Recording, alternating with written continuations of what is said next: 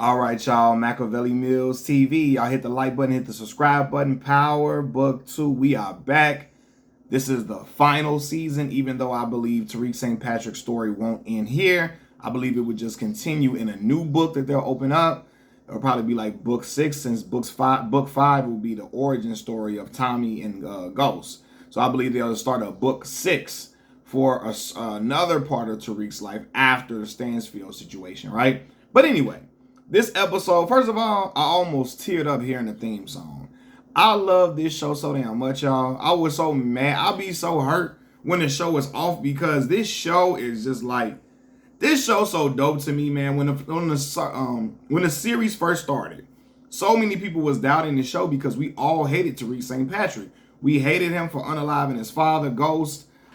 We hated all the antics he used to be into during the original Power series. So it was like, how the hell we want to watch look like Tariq's little ungrateful ass be the main character, but we began rooting for Tariq from like episode 1. I know I did. By the end of episode 1, I was all in on Tariq's story. And here we are 4 seasons later, and I'm still rooting for my dog, man. Like, for real, this show is everything, man. When the show first started, all I could think was, all the goddamn Tejadas gotta go. Starting with that hard-ass heifer, Monet. Monet never happy about shit. She mad every single time. How can you be her man? Like, how can you be with a woman like that? How can you even be intimate with this woman? She be pissed off about everything, but now she's laid up in a hospital because she got shot up, right? From Diana and Diana and Drew's doing, right? And so she laid up in a hospital fighting for her life. I'm looking like, man, she could check out for all I damn care. But I know she's not going to leave that easy. I know it wasn't going to be that easy. She has to have more of a fleshed out story if she's going to end. If she's going to be ended this season, she has to have more stuff happen, right? But yeah, all the Tejadas, Drew, and I'm going to get to Drew tough acting ass this whole episode. He was just acting like he was Kane Jr. on this episode, right? Kane hating ass got to go to the hate and envy that he looks at Tariq with. Like, you see it in his eyes. He hate and he is envious of Tariq.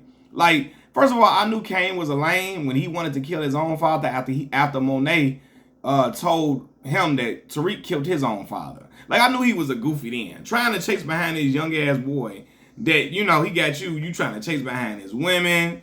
You want to live in this boy's footsteps and walk in his shoes for real, even though you trying to act like you just really, like you more sauced up and you just more whatever than him. You want to be that young boy, right? You want to be him. And then I'm like, Effie snake ass gotta go too.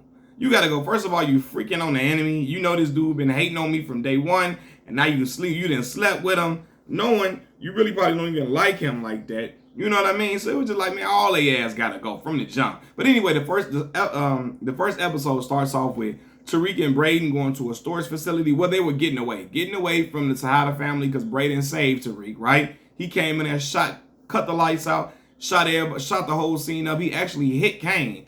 Kane got shot. He got shot in the arm, flesh wound, whatever. But he all right, but he got popped, right? And so now Tariq and Brayden are now getting away. Tariq and Brayden go to a storage to get the guns that they got from the first shipment from Noma, right? They didn't sell all the guns that Noma gave them and told them to sell. They just paid her the money because it was due. But they kept some of the guns. Smart move, because you never know when them guns gonna come in handy, right? So now they go out to go get Anya Covington, which is Noma's daughter. They go to go get her to try to get some leverage over Noma because they know Noma is out to kill him. Man, the way Tariq and Brayden unaliving folks this episode, I'm like, shit, when Brayden nuts didn't drop, because you know he didn't want to be a killer. He was scared to kill all the other seasons.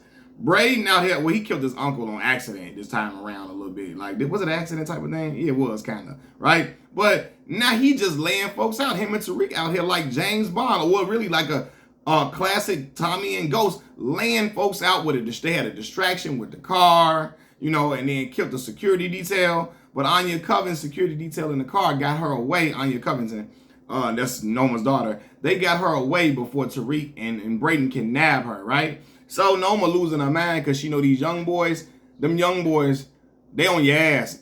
They on your ass, Noma. They on your ass. And Tariq is, the boy's cerebral, all right? They got to remember, Tariq was raised by Tommy, Ghost, Tasha, and then mentored by Kanan.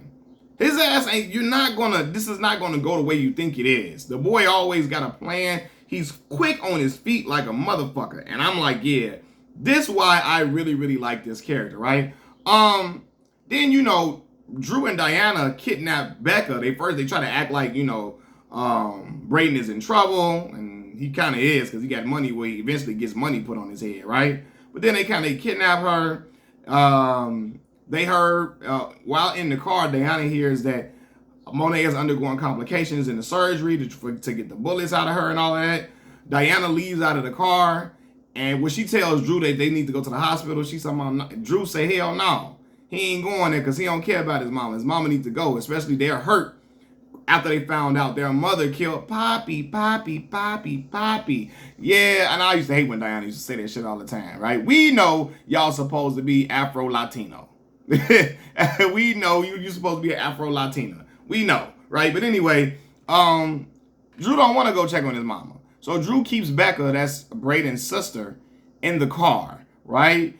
After a while, Becca starts to get, he tells Brayden, hey, come get your sister. We over here by the pier, whatever. And Brayden goes in and he goes smash on it to go get his sister. Tariq like, yeah, we need to think this out. We need to think this through. Brayden like, nah, fuck that. This is my sister. Ain't no thinking nothing out, Tariq. If this was your sister, I'm looking like, yeah, Reek, if this was yours, you would have went straight for the gusto, man. Or, I don't know, Tariq thinks things through. But Brayden is emotional. He know, man, I didn't get my sister wrapped up in this shit, right? So Brayden goes to go get his sister. In the midst of waiting on Brayden, Becca, figures out, yo, something ain't right. She's like, I'm about to call my dad. Drew like, no, don't do that, right? He's like, well, let me just call Brayden. They get into a tussling match, and Drew is trying to, put hands on her to stop her from calling Brayden, right? Becca reaches for the mace the shit out of Drew, right? She runs off. Drew get out the car. He trying to find her. Brayden comes and finds her and gets her. Drew trying to chase after them. And goddamn Tariq comes out of nowhere in a truck and rams into Drew's car. And that's when I said, oh, this little motherfucker, this is Ghost Jr. You hear me? Tariq pop up out that car with that gun, with that blick, but he missed all his damn shots like Omar Epps did in Too Deep. You feel me? In the drive-by scene. But I don't know if Tariq was really trying to shoot Drew or not, or send warning shots like, hey man, listen, keep acting stupid. Keep playing fake tough. I'm going to tell your brother, y'all, you and your sister plotted to kill your mama. All right? I'm going to start, you feel me? I'm going to tell the wrong folks this shit. Keep playing with me. I'm going to tell Monet when she wake up what the fuck y'all done did. You know what I mean? And Drew so damn scared that he going to get told on. It's ridiculous. Every sense of his eyes getting big every time he hears somebody could potentially tell on his ass. But the way he running around acting so damn tough is crazy, right? Then we see that, what's the dude's name? Kane. Kane then went to go pay a visit to the Weston family. He whoops Trace's ass with the gun, like it ain't pistol whipped the hell out of him. Even though his rage and hate for Tariq is so strong, he forgets that he even hurt. He beating the shit out of Trace with the gun, right? Threatening Brayden's daddy, and then Effie stops him from doing so, but he beat the hell out of him, right? That causes Brayden's father to disown Brayden. Called and told him, you just a white monkey now. Told him you hanging with them jungle bunnies, all that type of stuff, being racist as hell. But then it's like, he don't want nothing to do with Brayden because he's like, yo, you getting your sister kidnapped and hurt. Look at your sister's face. Look at your brother's face. This is too crazy. Then Tariq and Brayden sit in the car after the whole situation, and he talking about how he wished that Tariq started telling Brayden he wished they could experience college like regular kids and not have to worry about being targets. I'm like, well, bruh, your pops had it set up for you to live like that, but you wanted to be Nino Brown Jr. This all your fault, right? Then, they got to get back, or he calls Davis. They ask Davis for help. I need your help. I need your help. Davis like, yo, I can't help. When eventually he said, I can't help you. Then he say, hey man, if you got some money, get the hell out of town. It's a bag on your head, on both of you and Brayden. $100K each. You got some money, go get it. Tariq goes to Stansfield to go get the bread, and Brusandria sees Tariq and Brayden. This shit funny. They don't speak to Brusandria after Brusandria speaks to them because they on a move. They on a mission, right? And Brusandria get mad as hell.